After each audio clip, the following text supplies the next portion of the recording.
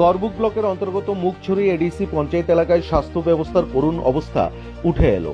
সরকারি নিয়ম অনুযায়ী health and wellness centre MPW বা মাল্টিপারপাস ওয়ার্কারের উপস্থিতি এবং সেবা নিশ্চিত থাকার কথা থাকলেও এলাকাবাসীর অভিযোগ দীর্ঘদিন ধরেই দায়িত্বে থাকা এমপিডব্লিউ সিদ্ধান্ত দাসকে সেন্টারে দেখা যায় না।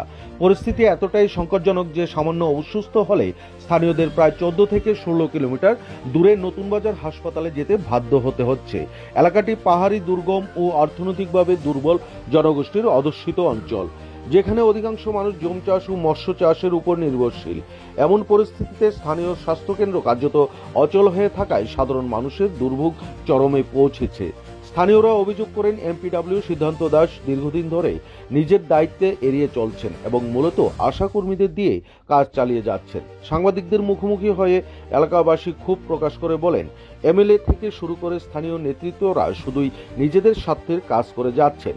মুখছড়ি পঞ্চায়েতের সাধারণ মানুষের স্বার্থে আজ পর্যন্ত কোনো কার্যকর উদ্যোগ দেখা যায়নি।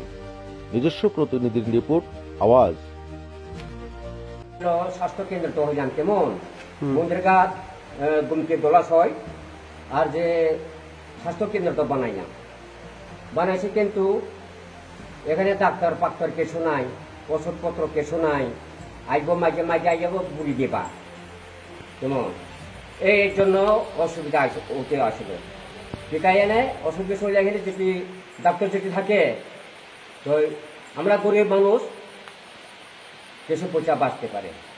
যাইব নতুন বাজার আর তাহলে 100 টাকা, আবার নতুন বাজার হাসপাতাল যাওয়া লাগে।